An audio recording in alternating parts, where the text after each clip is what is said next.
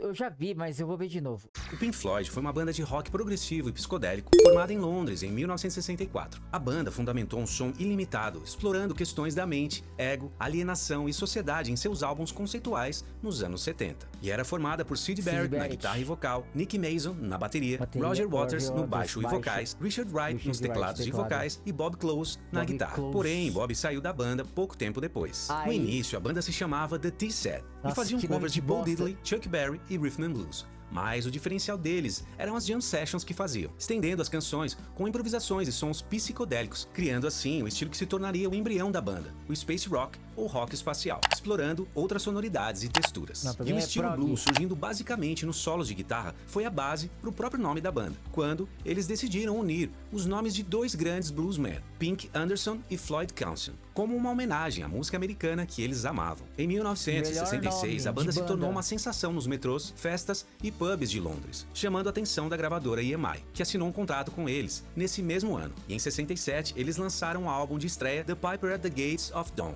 O produtor musical Norman Smith e o engenheiro de som Pete Baum utilizaram eco e reverberação para criar um som único. Grande parte do reverb veio do Electromass Technic, um dispositivo de reverberação eletromecânico que oferecia uma alternativa mais prática de reverberações de mola e câmaras de eco na época, resultando em um álbum que teve influência significativa não apenas após o seu lançamento, mas muito além. E também foi sucesso no Reino Unido, alcançando o número 6 nas paradas britânicas. Não muito tempo depois do lançamento do primeiro álbum da banda, o vocalista, compositor e guitarrista Syd Barrett começou a mostrar sinais claros de doença mental, a ponto de muitas vezes congelar no palco, não conseguindo tocar sequer uma nota. E no final de 1967, o vocalista e guitarrista David Gilmour, amigo da banda, foi convidado para ser o segundo guitarrista, com a intenção de reforçar as apresentações ao vivo da banda. Mas o estado de Syd piorou, até que ele deixou a banda durante as gravações do segundo álbum, em 68. Com a saída de Syd, Roger Waters se tornou o principal letrista, criando os conceitos por trás do auge de sucesso da banda. A Saucerful of Secrets é o segundo álbum de estúdio, lançado em 29 de junho de 68. Enquanto Syd Barrett liderava a composição do álbum de estreia do Pink Floyd, nesse segundo álbum, todos da banda contribuíram com as composições e vocais principais. Nesse álbum,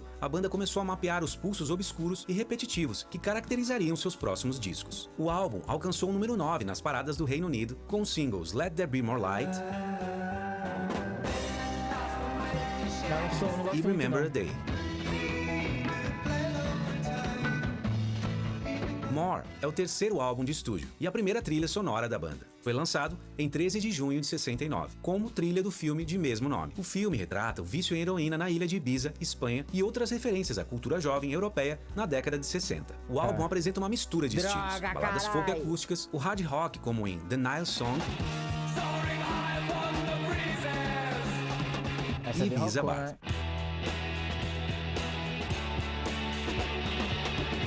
Além das faixas instrumentais como Quicksilver e Main Team, apresentando suas músicas experimentais e abordagem de vanguarda. E esse foi o primeiro álbum produzido pela própria banda. E ainda em 69, a banda lança o quarto álbum, Uma Guma. É um álbum duplo e foi lançado em 7 de novembro de 69. O primeiro disco consiste em gravações ao vivo de shows com partes do setlist da banda na época, enquanto o segundo disco contém composições solo de cada integrante da banda, gravadas no Abbey Road Studios em Londres. E em outubro de 1970, a banda lança o seu quinto álbum de estúdio, Iron Heart Mother, também gravado no Abbey Road Studios. Foi o primeiro álbum da banda a alcançar o número 1 no Reino Unido. A capa foi criada por Hipgnosis. Foi a primeira capa a não apresentar o nome da banda ou conter qualquer fotografia da banda em qualquer lugar. E essa era uma tendência que continuaria nas capas subsequentes ao longo da década de 70. Hipgnosis foi um grupo de design de arte inglês com sede em Londres, que se especializou na criação de capas para álbuns de bandas de rock. Eles foram responsáveis por criar algumas capas de bandas como T-Rex, Black Sabbath, Led Zeppelin, Scorpions, AC/DC, entre muitos outros. O conceito desse álbum é semelhante ao álbum anterior, Uma Guma, na medida que apresenta a banda completa na primeira metade e se concentra nas composições individuais na segunda metade. A faixa título, Iron Heart Mother, é uma suíte de 6 partes sem cortes, composta por todos da banda em parceria com o músico e compositor escocês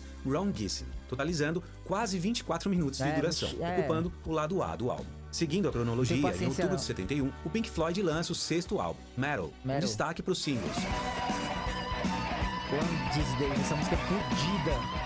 e Fearless. Não, prefiro a One These Days. Sem material para trabalhar e sem nenhuma ideia clara da direção do álbum, a banda desenvolveu uma série de novos experimentos que eventualmente inspiraram a faixa de assinatura do álbum, Echoes. com duração de 23 minutos, e ela ocupa o lado B inteiro do álbum. Embora os álbuns posteriores da banda fossem unificados em um tema central, com letras escritas inteiramente por Roger, Metal foi um esforço com contribuições líricas de cada um da banda, e a banda aparentemente passava longos períodos de tempo trabalhando em sons simples, ou um riff de guitarra em particular. Passaram vários dias tentando criar uma música usando uma variedade de objetos domésticos, por exemplo, algo que seria revisitado em seus próximos álbuns. E aqui temos outra trilha sonora, o 7º álbum da banda, Obscured by Clouds, lançado em 2 de junho de 72, e serviu de trilha sonora para o filme francês La Vallée, do cineasta suíço Barbet Schroeder. Em Obscured by Clouds, a banda fez uso massivo do violão. Liricamente, as músicas giram em torno do amor, um tema comum no filme em que o álbum foi inspirado. E o único single desse álbum foi a canção Free For. As canções são mais curtas em contraste com os outros álbuns da banda. Sim. Esse álbum foi visto como um paliativo para a banda, que já havia começado a trabalhar em seu próximo álbum, The Dark Side of the Moon, que é o 8º álbum de estúdio da banda, lançado em 1º de março de 73. Esse álbum destilou a psicodelia selvagem nos seus primeiros anos, quando ainda eram liderados por Syd Barrett. E eles exploram também outras tecnologias nesse álbum. Foram usados gravadores multipista, loops de fita e sintetizadores analógicos, incluindo a experimentação com o MS VCS3 e um synth A. The Dark Side of the Moon explora temas como conflito, ganância, tempo, morte e doença mental. E os singles de destaque desse álbum são as canções Money e Us and Them. The Dark Side of the Moon está entre os discos mais aclamados da história, muitas vezes apresentado nas listas dos maiores álbuns de todos os tempos. E esse disco ajudou a impulsionar o Pink Floyd internacionalmente. É o álbum de maior sucesso comercial da banda e um dos álbuns mais vendidos em todo o mundo. Em 2012, ele foi selecionado para preservação no Registro Nacional de Gravações nos Estados Unidos, pela Biblioteca Nacional do Congresso, por ser considerado culturalmente, historicamente e esteticamente significativo. Wish You Were Here é o 9º álbum de estúdio da banda, lançado em 12 de setembro de 75. Os temas do álbum incluem as críticas da indústria musical, alienação e uma homenagem ao membro fundador, Syd Barrett. E Syd, coincidentemente, visitou a banda durante a produção desse álbum. E como no álbum anterior, The Dark Side of the Moon, o Pink Floyd usou efeitos de estúdio e sintetizadores. E os cantores convidados incluíram Roy Harper, que gravou os vocais principais no single Have a Cigar, essa música é muito sentida, essa música. E Veneta Fields, que gravou os vocais de apoio em Shine On You Crazy Diamond. Aclamado como um dos maiores álbuns de todos os tempos. E ele alcançou o número 1 nos Estados Unidos e Reino Unido. E é o 2º álbum do Floyd com um tema conceitual. O álbum começa com um longo preâmbulo instrumental e segue para a letra de Shine On You Crazy Diamond, que de certa forma é uma homenagem a Syd Barrett. A canção simboliza os extremos da ausência de sanidade que algumas pessoas vivem. E elas pensam que talvez essa seja a única maneira de poder lidar com a realidade da vida moderna, se desligando completamente. E uma visita inusitada ocorreu em 5 de junho de 75, quando a banda estava completando a mixagem de Shine On You Crazy Diamond no estúdio. Um homem com a cabeça e sobrancelhas raspadas entrou carregando um saco plástico. Roger não reconheceu. Gilmour achou que ele fosse um membro da equipe da EMI. Richard achou que fosse um amigo de Roger. Mason também não reconheceu e ficou impressionado quando Gilmour o identificou. Era Syd Barrett. E Roger teria se derramado em lágrimas ao ver o ex-colega de banda. E essa foi uma das últimas vezes que o viram pessoalmente em vida. Syd Barrett, fundador do Pink Floyd, faleceu em julho de 2006 de um câncer no pâncreas.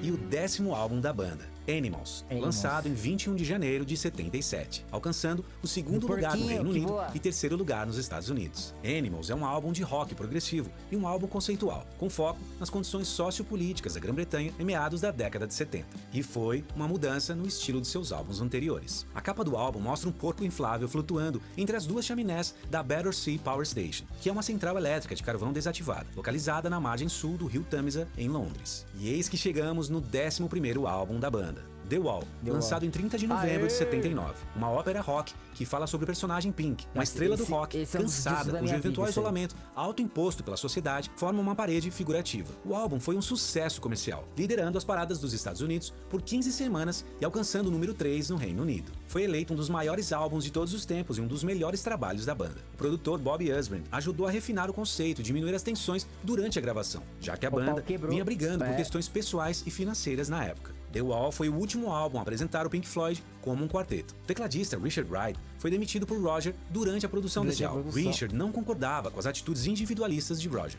que se julgava líder da banda, e o clima entre eles estava bem pesado, de tal forma que Roger disse que se Richard ficasse na banda, ele sairia e gravaria as canções de The Wall como um álbum solo, já que praticamente todas as composições eram dele. E mesmo com todo esse clima ruim na banda, esse álbum gerou os singles Another Brick in the Wall, parte 2, Run Like Hell e o clássico Comfortably Numb.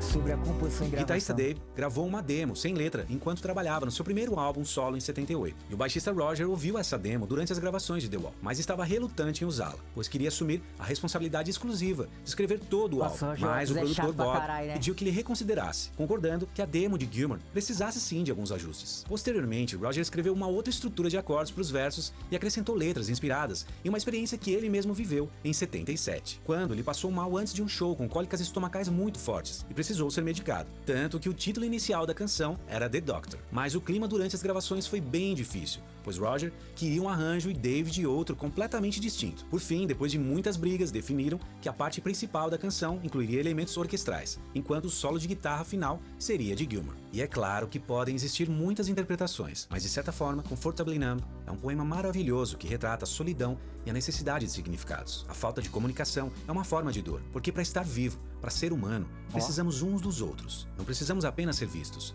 percebidos, mas precisamos principalmente ser ouvidos.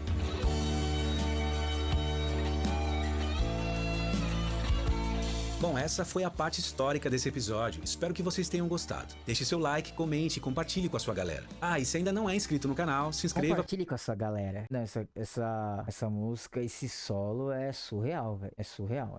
O bagulho é louco. Eu vou colocar aqui porque dá copyright. Se curtiu, se inscreva no canal e deixe um like com comentário. Até mais!